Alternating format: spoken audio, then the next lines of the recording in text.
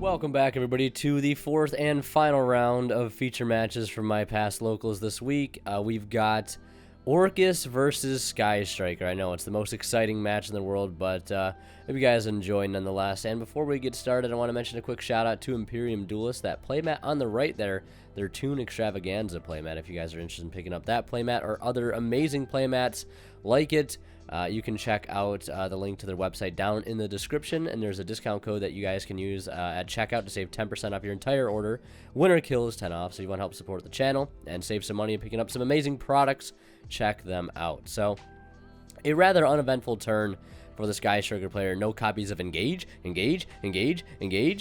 Just a simple Area 0 missing to dump the Shark Cannon into the graveyard, but our Orcust player looks like they're having a bit better of a time here, getting started with the Mathematician to send the Harp Horror, and that Ash Blossom quickly coming down to stop the turn by negating the Harp Horror. But he will swing in for 15 with that Mathematician, get some damage on to be able to at least accomplish something this turn. So, setting 2 back row to go along with it, and end phase, we'll see a copy of Trap Trick, rather unorthodox from Sky Striker decks now, but traps are becoming more of the norm with Sky Striker, so get used to seeing this type of thing. And hitting 2 evenly matched with that Heavy Storm Duster, setting both evenlies. That is not the best opening hand. We can see why the Ash kind of sealed it right there. But Engage being played now, probably drew that for turn, I would imagine. And going to grab Ray, and then we'll see the Area 0 Ray play, the classic. Chaining Ray in response to the Area 0 to go ahead and summon out Kagari, and then revealing 3 off the top, quickly taking that Engage. And it would seem as though things are going to start to spiral out of control for our Orcust player, but a clutch DD Crow comes in. I'm going to go ahead and banish that Engage to stop too much shenanigans from happening. So we won't be able to add back that Engage off that Kagari, because it is banished. But in fear of giving his opponent a draw, he's going to use the Afterburners here on that Mathematician. And he'll swing in for 17, because it is boosted up by, I believe, 300. Or 200, because there's only 2 spells engraved prior to attacking. Not much going on in the Orcust graveyard, though, so he's going to go ahead and play that copy of Engage now. I believe this will put the 3rd and final spell in his grave, so he won't get to draw off this. But he will be able to add a Widow Anchor to his hand, which, of course, is very important. We want to search out that one of. And end phase, we'll see a Shizuku to go ahead and grab a spell that is not in his graveyard currently. He's going to go for that one of multi-roll. So searching out both powerful one-ofs right here. And our Orcust player starting with a normal summon of Cyber Dragon Notchster, whatever you want to call it. Usually we see this card summoned via discard, but this time just going to normal summon instead to sort of accomplish the same goal. To contact fuse away the Shizuku. Try to swing in for 24 to put on some big damage, but a Widow Anchor will turn it off, dropping it back to 0. And the players have a bit of a ruling dispute here, saying whether or not the Chimera attack will remember if its materials and keep the attack of 2400, or if it will stay at 0 since its effects were negated to begin with, which I believe they ruled in the favor of saying that it would be at 0 attack still, which will allow this Ace Ray that was summoned off the Area 0, sent for multi-roll. So this is where they're going to have a bit of a discussion saying, oh, it's still at 24. Reading the text of Widow Anchor. I'm not entirely sure what would happen here. I would say that would probably stay at 0. I don't know if it would remember its materials, but either way, he'll take a total of 3k here after this Hayate. He'll swing in and be able to dump a Sky Striker card to the graveyard. Lots of options. Looking for the Hornet Drones, though, I believe, is what he's trying to send. Just getting extra spells in the grave. So going to dump that Hornet Drones to the graveyard. Probably proceeding here into main phase 2. As he starts off with that Area 0. No real need to play Area 0 right now. No, don't really want to send that Hayate, and don't really want to send the multi-roll either. So we're going to link that off into a copy of Shizuku and attempt end phase. It is met with impermanence, so no end phase searches there. The multi-roll, I will believe, will allow the setback of the Engage here. Just 1 card getting back. Passing it back over to the Orcust player. 3,300 life points left. Checking the graveyard. Not much he can do. Engage is going to resolve for a search and a draw next turn, so we're going to scoop it up and head into game 2. And as we do, if you guys are interested in picking up anything off TCG Player, any singles or sealed product, and you want to help support the channel in the process by, you know, doing nothing else other than using that affiliate link down in the description below. If you buy anything off a TCG Player using that link, I'll receive a small portion of the revenue from your purchase as that Area 0 misses. So basically, you can shop on TCG Player like you normally would using that link and help support me in the process. But greatly appreciate it if you use that link. Just so I figured I'd throw that out there. There's ways to support the channel on top of doing the normal watchage, viewage, whatever you want to call it. So, Twin Twister coming in clutch here. And a Dark Grepher being special summoned by discarding the Orcust Nightmare. And debating on whether or not he wants to go any further using its other effect to discard Descend. Might seem kind of pointless under Lancia. So passing it back to the striker player here. Going to start off with Metal Foe's Fusion. Trying to draw into something better. Hand not looking too great at the moment. And it looks like he drew into a copy of Ray. Area 0 going to go off and miss again, revealing that there can be only one, a lost one, and a set rotation. Since this is not a Draco striker variant, I can only imagine that his other field spell target is Mystic Mine.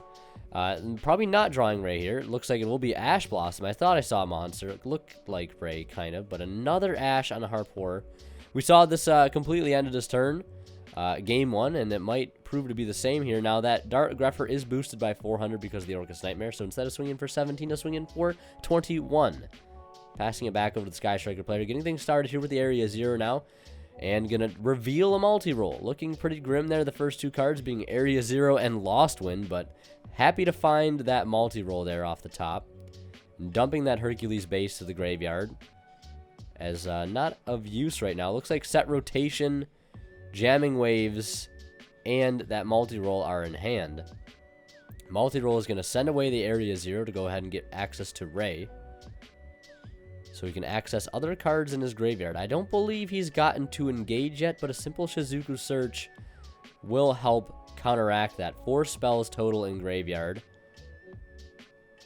Going to link off into the Hayate. Can't get over that 1700 Grepher right now. Going to use Jamming Waves afterwards, which is interesting. I feel like maybe you could have Jamming Waves to clear the Grepher first, then attack with Ray to get the extra 1500, but I guess going for a bit of an alternative route here. Phantasme on the summon of Kagari as Chainlink 2, DD Crow Chainlink 3, banishing the engage. Phantasme will resolve, and then Kagari will attempt to resolve to add back the target that is no longer in the graveyard. So Phantasme drawing 2 and shuffling back 1 as per usual. Seeing 1 new card, hopefully. Something that will get him going, because hasn't had much to go off of to begin with this entire match. Been basically top decking turn after turn. The striker player's engine not functioning at a most optimal level right now, but functioning nonetheless. You'd at least want to see something like Galatea on your field at this point, or Dingirsu, or Babel if that. Setting 1, and it looks like going right to end phase. And I don't believe an engage is in play yet. I don't think there's a Widow Anchor. So I feel like you want to grab engage. But then again, a top deck could spell game with Phantasme already on board. So going for the defensive route here. Playing the Shark Cannon to banish the Grepher. And then end phase setting back 2. It'll be the Afterburner, or the Afterburner. Not the Afterburner, the Eagle Booster, rather, my bad. And the Shark Cannon. Setting those both back off the multi-roll. Still no engage access, but can very easily get there next turn through another Hayate. Although the Kagari has been exhausted. And I believe Herc base is engraved too. So resource management is going to be pretty hard unless he draws into something like a Signet Universe, which I don't know if he's playing it in his current list. Which I feel like may be standard for all striker decks currently. But with just a Phantasme there, 3 set back row, how do you navigate this field? You know the 2 set back row cards like Eagle Booster and Shark Cannon. And it looks like he didn't draw into anything else of value. He could go to battle phase, but it'll give him free Ray access. And it looks like he's going to Shark Cannon away the DD Crow. Allow him to set one back, and it could be the Hercules base to help recycle, but he's going to go for the Jamming Waves instead as he passes it back over to the Sky Striker player. A whole lot of nothing in his graveyard. Same could be said for the Orcust player. Jamming Waves will start things off, and it will hit a Twin Twister. Opting not to chain the set rotation, feel as though Mystic Mine might not be a good option right now. Otherwise, why wouldn't you chain? You know, going for Phantasme, of course, will be cleared off the Jamming Waves, and then swinging in for 15, passing it back to the striker, the Orcust player. Orcust player drawing and doing nothing, and no end phase Kagari or Shizuku, but I don't know if Shizuku only gets the fact the turn that it was Link summoned. But still, no Kagari or Shizuku here. Passing it back to the Orcust player and seeing an orchestrated return. A blessing in disguise. A blessing from above as it draws him into a Mathematician. Now having a Harp and a Nightmare engrave. So at this point, you don't really care what that back row is. I mean, you know at this point it's an Eagle Booster. It's not that hard to play around at this point. Clearing it is kind of pointless since it is chainable. But at 3,500 life points here, you are in close range to a couple Hayates. So you kind of need to take into account that sort of thing, that sort of looming threat. But either way, linking into Galatea with the Mathematician and the Symbol Skeleton. Going to use the World Wand to go ahead and special summon out Nightmare. And then, Galatea rather, not Kagari. Going to shuffle back the Wand back into the deck to set the Crescendo. But then, here comes that trade-off. It's, you know, do you go for the Crescendo or do you go for Babel to be played, to allow play on your turn? Now, going for Long Girsu. Debating on whether or not he's going to use an effect there, which I don't think he could. Well, he could recycle, but opting not to. Symbol will revive Galatea. And then we'll see the classic overlay of that Dingirsu to attach instead of sending. Because sending would bring out the Ray. So might as well get some damage while doing so. Everything down by 500, though. There are 5 spells in the grave, so the Dingirsu at 21, still able to swing over for 6 if he wants. So he'll take the 6, dropping him down to 36. And then we'll see Ray. Galatea will attack Ray. And Ray will chain, of course, in response. We've seen this 1,000 times already. Going in for Kaina. Of course, targeting the Galatea doesn't make it so it cannot attack till the end of the next turn, I believe, is the text on that card. But nonetheless, doing its job of stalling in this particular manner. And also can now start gaining some life points here. In a situation where it might actually matter. While Galatea and Dingirsu are staring you down. Where you don't have many other options. So some free life points would be nice. Upstart Hoban being played. Gaining 1,000. Looks like he drew into a spell. Will be Mystic Mine being played now. The Crescendo being forced. And it looks like he may have drew Engage either for turn off or off that Upstart Goblin. So he'll gain 100 for that. Crescendo has to activate there, or they can just start going into a back and forth war of attrition where whoever, you know, runs out of cards first loses. Because I don't know if there's too much he can do to clear that. I mean, I guess, granted, you could have linked everything off for a Phoenix and cleared the Mystic Mine that way, since he would at least be bound to have one monster up on his field to be able to resolve the Phoenix. So I don't know if using the Crescendo there was 100% the best call, but regardless, a threat has been cleared. But at what cost? So we'll see Widow Anchor to take the Dingirsu, take some damage. The Dingirsu running over the Galatea, and then swinging for 15 direct with Hayate, opting not to use its effect. There are probably no good targets left in deck at this point in the game. Very, very late game. And, of course, making it a priority to clear away the main monster zone monster that is Dingirsu, going for Nightmare Phoenix. Looks like a copy of Lancia is in hand as well. He's going to shotgun it in the standby phase, which is very unfortunate. Cards cannot be banished At 2,200 life points, there's not much you can do but set one and pass and hope for the best. And there's the Area 0, revealing 3 off the top. And there's the Shark Cannon. Luckily, it wasn't rare. This game would be 100% over. Shark Cannon, not the best card to see, but it is a card nonetheless. We'll dump that Metalfoes Fusion to the graveyard. He'll swing in for 19. Now, the Sky Striker player believed he had game here because he thinks he can attack with the Dingirsu. Dingirsu will send away that evenly matched.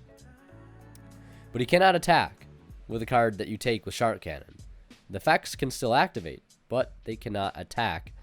Dropping him down to 300, just 300 shy of game at this point. But with a Ray still engraved, that ever-looming threat of Hayate still has to be in the back of your mind, because that's the easiest way he can win this game currently. So Metalfoes Fusion is going to be activated here. We're going to shuffle the deck and hopefully draw into a better card. You're looking for that Engage, of course. And was he good enough to draw it? Does not look like he was. So at this point, you have to link off. Unless you have no cards of value, really, to be able to activate. Because if you maybe don't care about the Dingirsu being there. Looking for Nightmare to possibly activate. You also have Climax Engrave as a card to activate. Since you were able to survive that turn that you got Lancia'd. Normaling DD Crow now. Nightmare targeting Crow. Send any Dark Machine. And looking at Wonder Wand, or World Wand rather. Don't know if he's playing Gizmek Orochi. But sending the World Wand nonetheless, making that a beefy Crow. And then using World Wand, the opponent actually picks up his deck, thinking it's his graveyard, on accident. That was awkward to say the least, but these things happen sometimes, I guess, when you get into these really long, grindy games, and your brain just starts to wander. It happens to the best of us. Accidental, I'm sure. Time also probably getting close at this point. This video is sped up by about 160%. I think the total video file length before editing was like 32 minutes. So trying to seal this game for a possible game 3 with a decent amount of time. So playing a bit faster here isn't surprising as he's starting to assemble somewhat of a field. Now going for Babel. Definitely need this card in play. The fact that he hasn't been able to have access to it the entire game is definitely showing. Not being able to play on your opponent's turn is rough. Now, he can send any linked monster to the grave, and I believe Longirsu is pointing to that other zone. So he's going to go ahead and shuffle back 2 of his banished machines, Nightmare and Harp, to dump that Phoenix to the graveyard. Now Longirsu cannot attack, but you're going to slap a Dingirsu over top of it anyways. Do you attach or do you send? You have to send or else you can't do any damage this turn. Attempting to go into battle phase, he's going to swing for 26, and he's going to chain Heavy Storm Duster. So feeling a bit confident perhaps, leaving that Dingirsu there in the main monster zone, maybe perhaps a bit of a tell that maybe he has a trap. And summoning out Ray is absolutely crucial here. Phantasmia will get summoned, so he'll block an attack from the Galatea, or from the Dingirsu rather, but he can still swing in for damage here. 900 over the Hayate, and he could, I don't think he got to redeclare with the Dingirsu. But nonetheless, this Hayate is on field that you cannot clear at this point because of that Eagle Booster. Cannot be destroyed by battle and is unaffected by card effects. You have to pass and swallow the sheer feeling of defeat, as the Hayate is unable to be dealt with. The only way you get rid of that card is perhaps by, making Orcustrion and then having Babel up and having everything linked in the right zones to buy yourself a turn, but I just don't know if he had the resources in main phase 2 to do it. And perhaps he did and he didn't see it. I don't know. What do you guys think? Did he have the resources to stop that Hayate, or was it just game over at that point? Was the writing on the wall? I don't know. But anyways, I hope you guys enjoyed the final round of feature matches. We'll probably get some more soon. I will be playing at locals next week, so I won't be able to record, so I'll be getting some other types of videos out. But I hope you guys enjoyed. Leave a like if you did. Drop me a comment down below as well. Don't forget to check out Imperium Duelist and use my affiliate link as well. Join Discord and follow me on Twitch too. Streaming every Sunday, Monday, and Tuesday. So thank you guys so much for watching. As always, WinnerKill signing out. We'll see you guys in the next one.